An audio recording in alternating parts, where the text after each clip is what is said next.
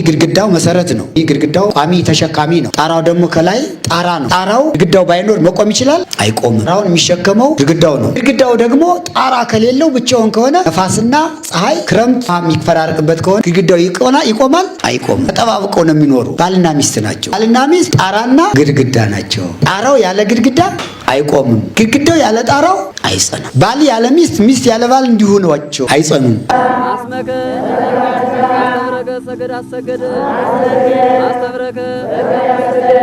በ1635 ዓመተ ምህረት የተጀመረውን ጉባኤ ቤት ዛሬ የተረከቡ ታላቅ አባት የዘመናዊ ትምህርት እንዲማሩ የትምህርት መሳሪያዎች ተሟልተው ትምህርት ቤት እንዲሄዱ ቢጠየቁም ልባቸው ይሻላልም።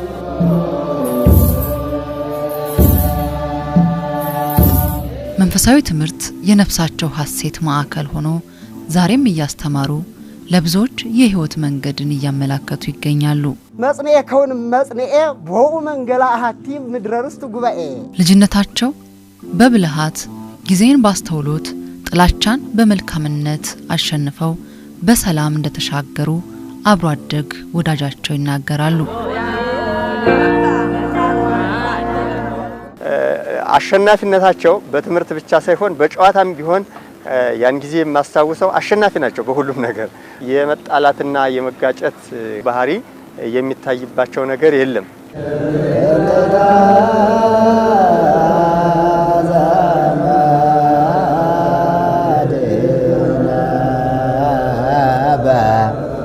ዋሊዶ ተዚአ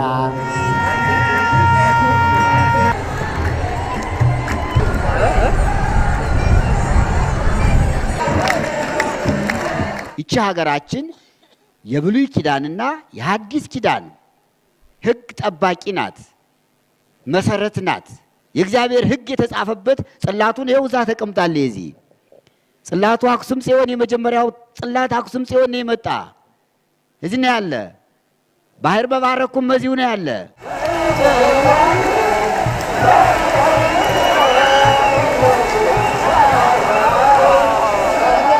የአብነት ትምህርት መምህር የሊቆች ሊቅ ናቸው።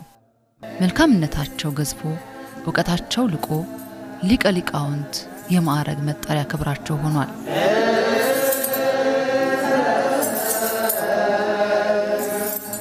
በጎንደር መንበረ መንግስት መድኃኔዓለም ቤተክርስቲያን የአራቱ ጉባኤያት መምህር ናቸው። በጎንደር ክፍለ ሀገር አፈሯናት ማህደረ ስብሐት ቅድስት ሽሜ ማርያም ተወልደው እዛው በቀያቸው ፊደልን ቆጥረዋል፣ ዳዊት ደግመዋል፣ ቀድሰዋል። ሊቀ ሊቃውንት እዝራ ሐዲስ ይባላሉ።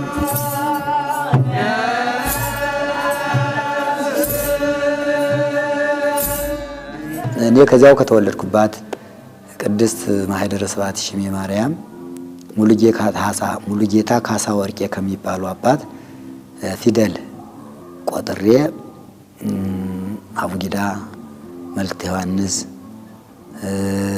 ወንጌል ዮሐንስ፣ ሌሎችን ገድላት፣ ድርሳናት እነዚህን ሁሉ እያነበብኩኝ ከዚያ በኋላ ዳዊት ተምሬ የዘወትር ጸሎት ውዳሴ ማርያም፣ መልካ ማርያም፣ መልካ ኢየሱስ ተምሬ እሳቸው ከዚያ በኋላ ሁለተኛ ከዚያው መርጌታ አብተው ዓለሙ የሚባሉ የድጓ መምህር ነበሩ። ከሳቸው ደግሞ ዜማ ጀመርኩ በልጅነት የዚያው ቦታው ከተወለድኩበት ሀገር ማለት ነው። ከዚያ ዲቁና ተቀበልኩ ከብፁዕ አቡነ ሚካኤል የቀድሞው አቡነ ሚካኤል እሳቸው ዲቁና ተቀበልኩ። ተወሰነ ቀን ቀደስኩ።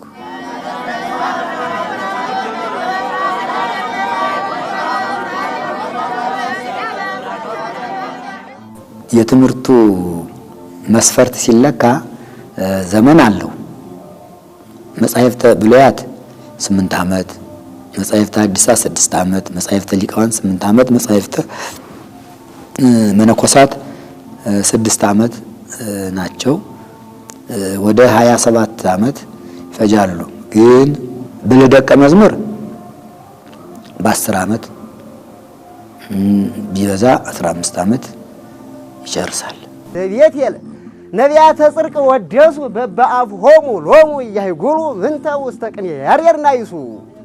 የትምህርቱ ፍቅር ሲበረታም ከእናት ልብስና ጉርስ ከአባት ከለላ ወጥቶ በእንተ ስሟ ለማርያም እያሉ መማርን መርጠው በተለያዩ ደብራት ወንበር ዘርግተው ከሚያስተምሩ ዜማን ከ3 የዜማ መምህራን፣ ቅኔን ከ4 የቅኔ መምህራን፣ አቋቋምን ከ3 የአቋቋም መምህራን፣ ቅዳሴን ከ1 መምህር፣ ዝማሬ መዋሲት ከ1 መምህር ተምረዋል። የሊቃውንት ትምህርትና የመጻሕፍት ትርጓሜንም በልዩ ሁኔታ ተማሩ። በመምህራኖቻቸው ዘንድም ተወዳጅነትን ያተረፉ ትጉህ ነበሩ። በአፈ ቀሲስ በአፈ ትንሣኤ በአፈ ሕይወት ቀሲስ ገብረ ትንሣኤ ተብህለ ከየኔታ ክቡር ጌታው ሊቀ ሊቃውንት መንክር መኮንን እስከ ለተሞታቸው ድረስ ከግዚው ጉባኤ ቤት መጻሕፍትን ስማር ቆየሁ። እሳቸው ከዚህ ዓለም በሞት ሲለዩ መላከ ብርሃናት አባ ጓጽባ ጥሩነህ ተብለው ነበር ያን ጊዜ የሚጠሩ። እሳቸው እዚህ ምክትል ነበሩ። እሳቸውም ደግሞ እዚህ ለ2 ዓመት አስተምረዋል። እኔም እዚሁ ጉባኤ ቤቱ የቀረውን እሳቸው እየተማርኩ ብሉያትን ከመምህር ፀሐይ የተማርኩ ቆየሁ። ከዚህ በኋላ ብፁዕ አቡነ እንድርያስ ወደ አዲስ አበባ ሄዱ።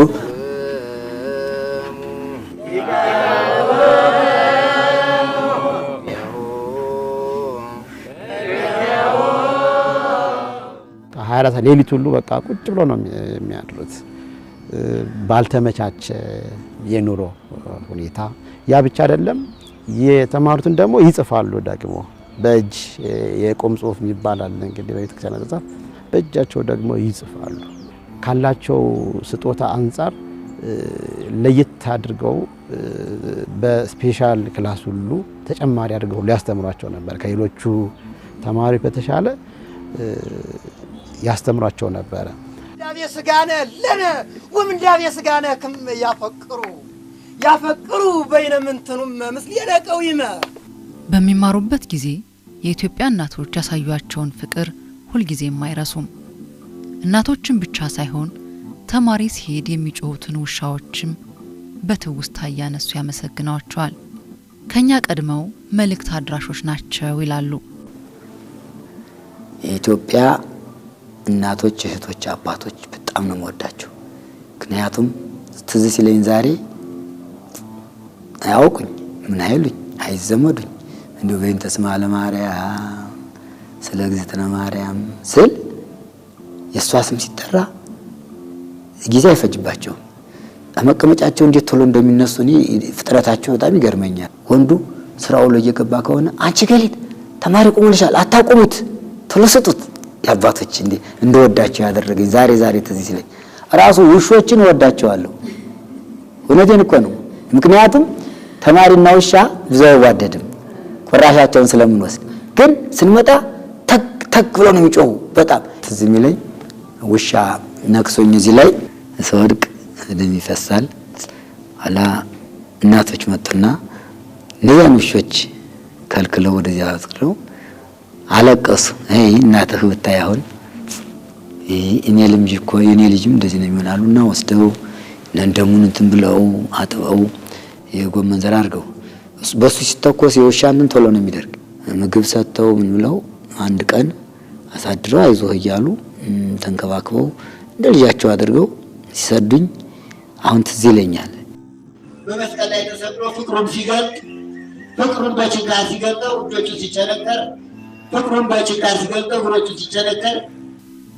ይህ ዛሬ የሚያስተምሩበት ጉባኤ ቤት የኢትዮጵያ ኦርቶዶክስ ተዋሕዶ ቤተክርስቲያን ፓትርያርክ ብፁዕ ወቅዱስ አቡነ ማትያስ፣ ብፁዕ አቡነ እንድርያስ፣ ብፁዕ አቡነ ጴጥሮስ፣ ብፁዕ አቡነ ሰላማ፣ ብፁዕ አቡነ ሳዊሮስና በርካታ ሊቃውንት ተምረውበታል።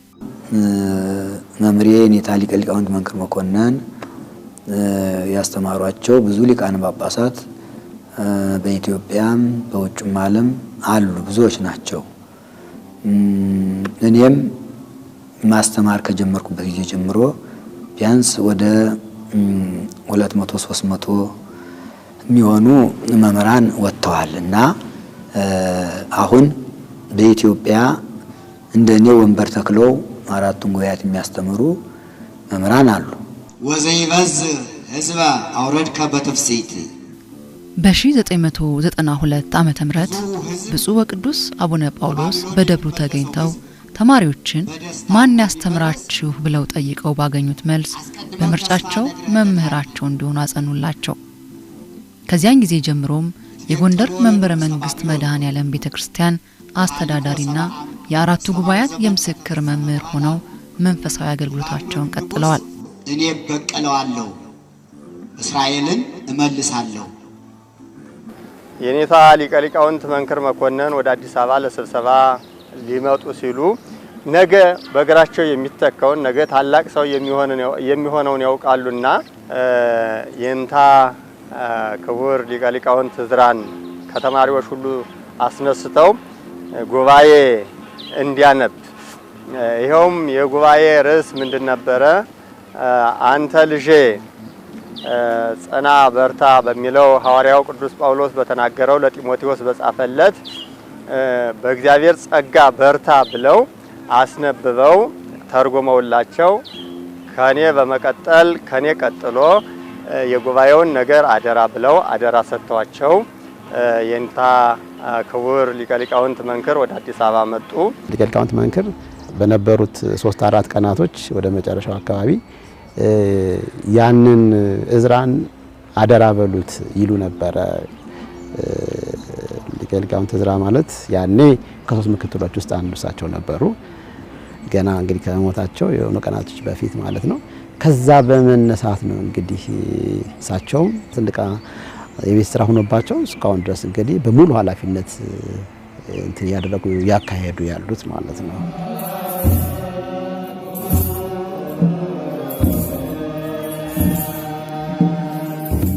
እዚሁ ጉባኤ ቤቱ እንዳለው ብፁዕ ቅዱስ አቡነ ጳውሎስ የጉባኤ ቤቱን መምህርነት የቤተ ክርስቲያኑን አስተዳዳሪነት እዚሁ እንዳለው ሰጥተውኝ ሄዱን። ያልጠየቅኩም ደጅ አልጠናውም። ያን ጊዜ ልጅ ነኝ ገና በ92 ዓመተ ምህረት ነው። ደብዳቤ አልጻፍኩም ምን አላልኩም። ብዙ ሊቃነ ጳጳሳት ነበሩ አብረው። እዚያ በኋላ ጉባኤ አሄዳሉኝ። ጳጳሳቱ ባሉበት ጉባኤ ሄድኩኝ። ያ አስተምር ብለው ሰጥተኝ የማዕረግ ስሙንም ሰጥተውኝ ከዚያ ጊዜ ጀምሮ እስካሁን ድረስ እንደ እግዚአብሔር ፈቃድ ብዙ መምህራን ተምረውበታል።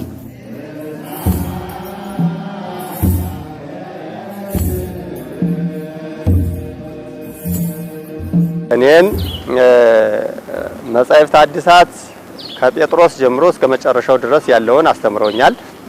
ከዚያ በመቀጠልም ደግሞ መጻሕፍተ ብሉያትንም የኔታ ዕዝራ አስተምረውኛል። ከብሉያት ዳዊት፣ ኢሳይያስ፣ ሐዲሳትን እንዲሁም መጻሕፍተ ሊቃውንትን ከየኔታ ሊቀ ሊቃውንት ዕዝራ ሐዲስ ተምሬያለሁ። የተለዩ እግዚአብሔር ልዩ ጸጋ የሰጣቸው የሚያስተምሩትን በሕይወታቸው የሚተረጉሙ ልዩ አባት እኔንም ከእሳቸው እግር ስር በመማሬ እጅግ እድለኛ አድርጌ ራሴን እቆጥራለሁ። ልጇንም ወለደችው። ወአሰረቶ መንኮበያቲሁ አውራጣቱን በፈትል አሰረችው። ምታት እንዳልሆነ ለማጠየቅ አንድም በዛራ ልማድ አንድም ያጸናዋልና። እንዲህ አይነት ጉባኤ ቤት በተለያየ ቦታ ላይ አለ። እዚህ ግን የሚማሩ ተማሪዎች ይፈተናሉ። ዝም ብሎ ማለፍ አይደለም። ካላለፈ ይደግመዋል፣ ካላወቀው ይደግመዋል። አንዴ ተምሮታል ተብሎ ማለፍ አይደለም። ይሄን ደግሞ ዕውቀቱን ይፈልጉታል። በትምህርት መሰቃየቱን ሰው ይፈልገዋል እና ታሽቶ ነው የሚወጣው።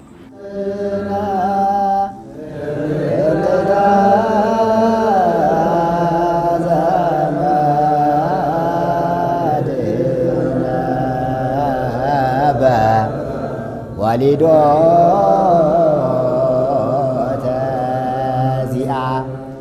ሊቀ ሊቃውንት ዕዝራ ሐዲስ የዛሬዎቹን ተማሪዎች ሲያስተምሩ ለነገዎቹ ተማሪዎች ከትውልድ ትውልድ የሚሻገሩ ቅርስ የሚሆኑ መጽሐፍትን አዘጋጅተዋል። በወረቀት የነበሩ መጽሐፍትንም ወደ ብራና እንዲቀየሩና ዘመንን መሻገር እንዲችሉ እየሰሩ ነው።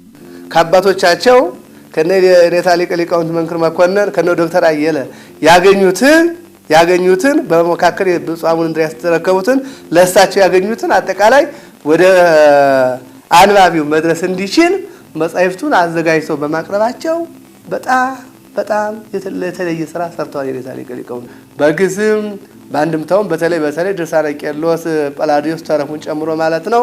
እንዲሁም ሃይማኖተ አበው በጣም ትልቅ ስራ ለቤተ ክርስቲያኒቱ ትልቅ ስራ የሰሩት ትልየ ነው። ኪዳን 7 ኪዳናት ይሄ ሃይማኖተ አበው የብራና ይሄ የመጽሐፈ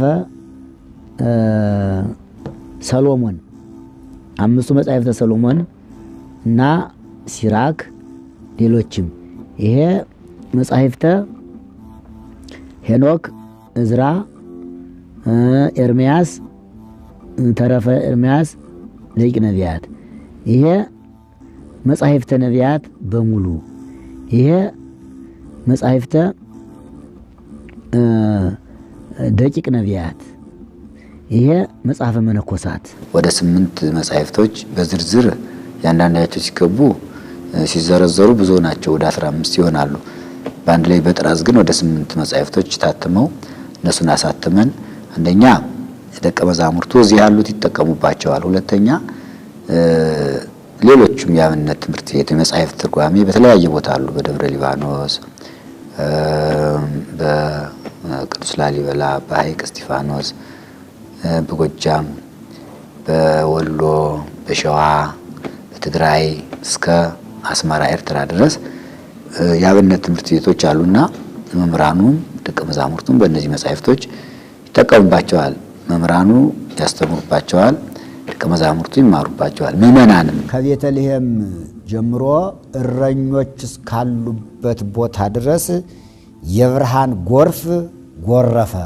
ወፈርሁ አብየ ፍርሃተ በየደብሩ በተለያዩ ጉባኤ ቤት የሚማሩ ተማሪዎች ዛሬ እሳቸው እንደተማሩበት ዘመን ቁራሽ እንጀራ በየቤቱ እየጠየቁ ይማራሉ። በእሳቸው ደብር የሚማሩ ተማሪዎች ግን እንደ ዘመናዊ አዳሪ ተማሪዎች ምግባቸውም ማደሪያቸውም መማሪያቸውም ያማረ ሆኖ እንዲማሩ ህንጻን አሰርተው በአንድ ጊዜ ከ200 በላይ ተማሪዎች እንዲማሩ አመቻችተዋል። 20 ሰው እንግዲህ 20 ሰው ሲማር በ20 ዓመት ምን ያህል ሰው እንደሚወጣ ይታወቃል። አንድ ጊዜ ግን 200 150 120 ተማሪ አንድ ጊዜ ሲማር ጥፍ ለሀገሪቱ ይተርፋል በማለት እግዚአብሔር ፈቅዶ ይህንም ህንጻ እንዲሰራ የሆነ እስካሁን ድረስ በጀቱ የትምህርት ቤት የአብነት ትምህርት ቤት በጀት የቅድስት ድንግል ማርያም ስም ነው። እውነቱን ለመናገር የቅድስት ድንግል ማርያም ስም ዋናው በጀት ነው። ለተማሪ ብቻም አይደለም የተፈናቀሉት፣ የተቸገሩት፣ የተሰደዱት፣ ያጡት፣ የነጡት ከሀገራቸው ላይ ሆኖም ያጡት ከሌላ ሀገር ማጥተው የተሰደዱት፣ የተፈናቀሉት፣ የተጨናነቁት ጾታ አይለይ፣ ወንድ አይለይ፣ ሴት አይለይ፣ ችግር ጾታ አይለይም።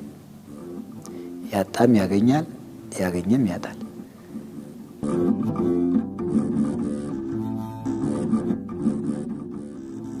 ዶርሞች ብቻ ሶስት የሚይዙ ሰዎች ፎቅ ነበሩ። እነዚያን በማለት በማፍረስ ትልቅ ፎቅ አሁን ያለንበትን ህንጻ 4ኛ ፎቅ ያለው መሰረቱ አሁን ጎየቤቱ እስከ መጨረሻ እስከ ዓለም ፍጻሜ ድረስ ራሱን ችሎ ምግቡም ከዚያው ልብሱም ከዚያው የሚፈለገው ነገር ሁሉ ደቀ መዛሙርት የሚደረገው ነገር ሁሉ እንዲደረግ በማድረግ ለቤተክርስቲያኑ ብዙ አስተዋጽኦ አድርገዋል። ስንማር እንጀራ ገዝተን ስለምንበላ በዚያ ሰዓት ለምለም እንጀራ ወይም ደረቅ እንጀራ 50 ሳንቲም ነበር። እኔ አሁን እንደ ግል ሐዲሳት ያው በተለይ አርባዕቱ ወንጌል ጽፌ ነው የተማረው። ለተለት የምማረውን እየጻፍኩኝ እና እኛ እንጀራ ለመግዛት ስንሄድ እንጀራው ያልቃልና ጦም የምናድርበት ጊዜም ነበር። አሁን እሳቸው የኔታ ያን የጉባኤ የማደሪያውንም ችግር የቀለቡንም ችግር በመረዳት ማደሪያውን 4 ክላሶች ነበሩ። በብፁዕ ቅዱስ አቡነ መርቆሬዎስ በዚያ ሰዓት የሀገረ ስብከት ሊቀ ጳጳስ በነበሩበት ሰዓት ተሰራ የሚል ታሪክ በሳቸው ጊዜ የኔታ ሊቀ ሊቃውንት መንክር መኮንን ተናበው 4 ክላሶች ክፍሎች ነበሩ የተሰሩ። ከዚያ ውጭ አብዛኛው ተማሪ ግን የሚኖረው በመቃብር ቤት እየተመላለሰ ነበር። ደብረ ብርሃን፣ አንዱ ቂርቆስ፣ አንዱ ልደታ እየተመላለሰ ተማሪ ነበሩ። ተማሪ ደግሞ ወደ አንድ ማደሪያ ችግሩም እንዲፈታ አድርገዋልና የኔታ ሊቀ ሊቃውንት ዕዝራ በጣም የተለየ ስራ ይሄ ለግላቸው ሳይሆን ለቤተ ክርስቲያኒቱ ትልቅ ስራ ሰርተዋል። ሊቃውንት ዕዝራ አዲስ ወደዚህ ከመጡ በኋላ በከተማው ላይም በቤተ ክርስቲያኑ ላይም ብዙ ለውጦች አሉ። በቤተ ክርስቲያኑ ዙሪያ ላይ በቃ ልማት የሚባለው ነገር እምብዛም አልነበረም። በአሁኑ ሰዓት ግን ቤተ ክርስቲያኑ ራሱ ሊያከራየው የሚችለው ለምሳሌ ህንፃ ተሰርቷል። ለጉባኤ ቤቱ ፓርቲኩላር ለጉባኤ ቤቱ ተማሪዎች ለአብነት ትምህርት ቤቱ ተማሪዎች ደግሞ መኖሪያ የሚሆን ደግሞ ወደ 617 ካሬ ላይ ያረፈ ግራውንድ ፕላስ 3 ህንፃ አሰርተዋል። ግቢውን ውስጥ ቤተ ክርስቲያኑን የማሳደስና ወለሉን የማሳመርና የማደራጀት ስራዎችን ሰርተዋል። ያን ብቻ አይደለም፣ በሰበካ ጉባኤ ደረጃ እንኳን ያሉትን የአሰራር ስልቶችን ዘመናዊ በማድረግ ደረጃ በእውቀት በተመራ በሚመስል ማለት ነው። እሳቸው ዘመናዊ ትምህርት አልተማሩም፣ ግን ባላቸው ተፈጥሯዊ ስጦታ ግን ዘመናዊ የሆነ አሰራር እንዲኖር ሁሉ ጥረት አድርገዋል። በዛም ነው አሁን እየተሰራ ያለው ማለት ነው። ህይወታቸው የሚያስተምሩትን ይመሰክራል። ኑሯቸው የተግባር አብነት ስለመሆናቸው ይናገራል። እውነት የነፍሳቸው ማደሪያ ከፍታ ናት። እርቅ አስፍነው ሳቅ የሚዘሩ የጎንደር አርማ ናቸው። ክርስቲያኑ ቀርቶ ሙስሊሙ እንኳን የአካባቢው ሙስሊም ህብረተሰብ እንኳን ያውቃቸዋል፣ ይተባበራቸዋል። ትንሽ ደሞዝ እዚህ ግባ የማይባላላቸው ያችን ለተማሪዎቻቸው አካፍለው የሚያበሉ ናቸው ሊቀ ሊቃውንት ዕዝራ አዲስ። ይሄ በትክክል በአካል ያየነው ማለት ነው። ብዙ ህዝብ ከበዛበት ከድሃዋ ቤት ሂደው የሚረዱ የሚያግዙ ናቸው ሊቀ ሊቃውንት ዕዝራ። ከጉባኤ ቤቱ አልፎ በማይበራዊ ህይወትም ደስ ከሚለው ጋር ደስ ይበል ከሚያለቅሰው ጋር አልቅስ እንዳለ ቅዱስ ጳውሎስ ይሰጣሉ፣ ይመጸውታሉ። ንፍገ ስስት የሚባል ነገር ባጠገባቸው ፈጽሞ አይዞር። አይምሯቸው ለይቅርታ እጅግ የተዘጋጀ ትልቅ አባት ናቸው። ለደቀ መዛሙርቱ ለሰው ለሚመሩት ህዝብ በጠቃላይ ለኢትዮጵያ ላለው ህዝብ ህብረተሰብ ለሰው የሚያደርጉት ምሕረት፣ ይቅርታ ማለት ቸርነት፣ ርህራሄ፣ ሰብአዊነት ትልቅ እንትናላቸው። እኔ ለሁሉ ትምህርቱን ማናቸው ይማራል፣ ግን ያንን የተማረውን ትምህርት በተግባር የሚገልጽ አብዛኛውን አይኖርም።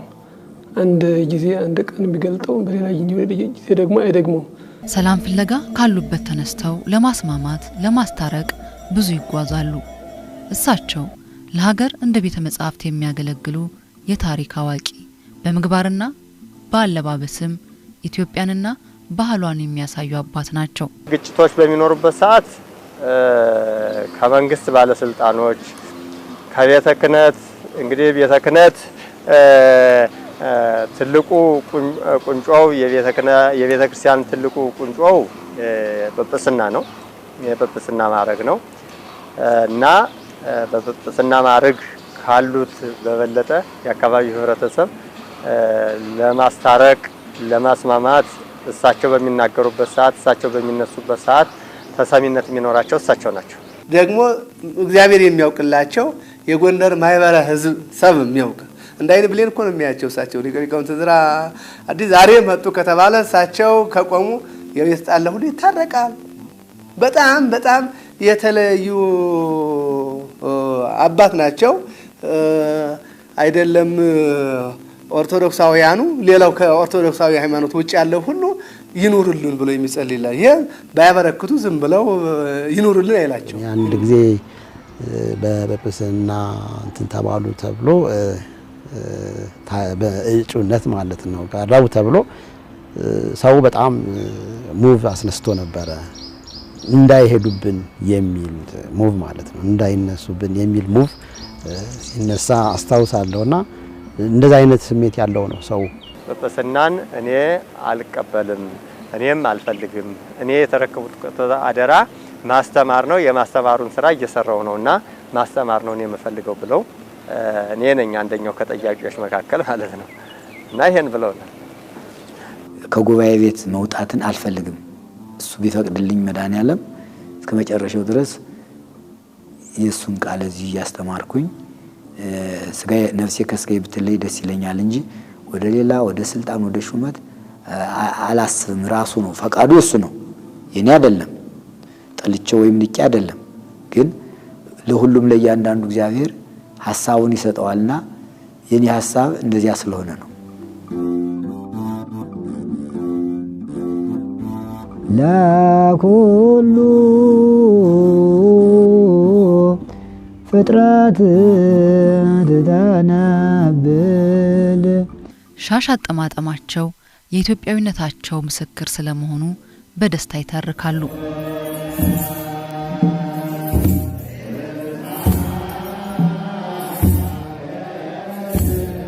የአስራ ምዕራፍ 19 ላይ ወይወስዱም ጽንፈ ልብሱ ወሰበኑ ወይትፈወሱ ብዙሃን ድውያን ይላል ቅዱስ ጳውሎስ።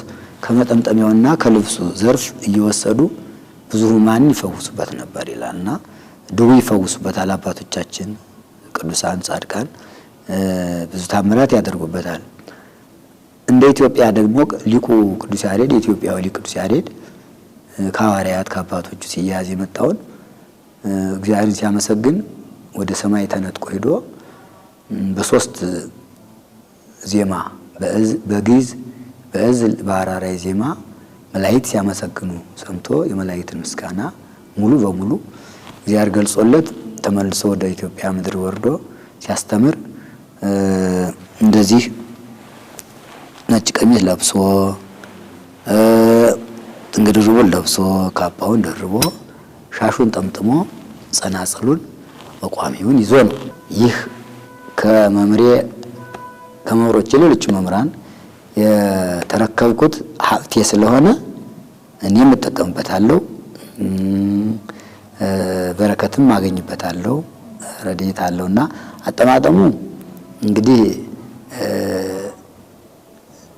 ቅዱስ ያሬድ ነው እኛ አብነት የምናደርገው። የቅዱስ ያሬድ ሻሽ አጠማጠም ሶስት እንትን አለው በስመ ሥላሴ ማለት ነው። ክብስ አድርጎ ነው የሚጠመጥመው። ጥሩ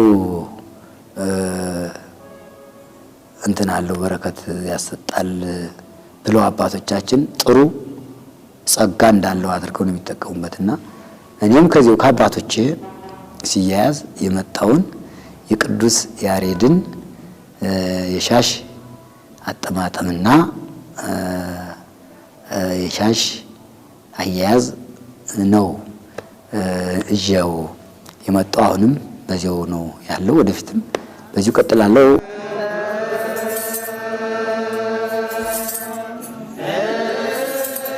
ታዲያ እኮ በዩኔስኮ የተመዘገበ እኮ ቅርስ ነው። እኮ የሚዳሰስ ቅርስ ከሚባሉት አንዱ ይሄ ነው።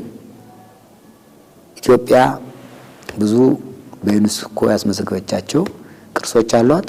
የሚዳሰሱ የማይዳሰሱ ቅርሶች፣ የማይዳሰሱ ቅርሶች በዓላት ናቸው እና እንደ ኢትዮጵያ ኦርቶዶክስ ተዋሕዶ ቤተክርስቲያን ሁለት አበይት በዓላት ተቀርጸዋል፣ በዩኔስኮ ተመዝግበዋል። አንደኛው በዓለ መስቀል ነው፣ ሁለተኛው በዓለ ጥምቀት ነው እና ሲመዘገቡ የሚታየው የዛ ሁሉ ዓለም ሲባል እንግዲህ የሚቀረጸው ማን ነው? ሻሹ አይደል? ካባው እኮ ነው የሚቀረጸው። ጸናጽሉ መቋሚያው ነው የሚቀረጸው። ቋዱ ቀሽመሪው ነው የሚቀረጸው። ኢትዮጵያውያን ይሄ መለያችን ነው። መለያችንም እዚያ ኢየሩሳሌም ሄጄ ተከብሬበታለሁ። እውነቱን ለመናገር ኢትዮጵያውያን ናቸው ተብሎ ብዙዎቹ ደስ ብሏቸው ሲናገሩ ሰምቻለሁ።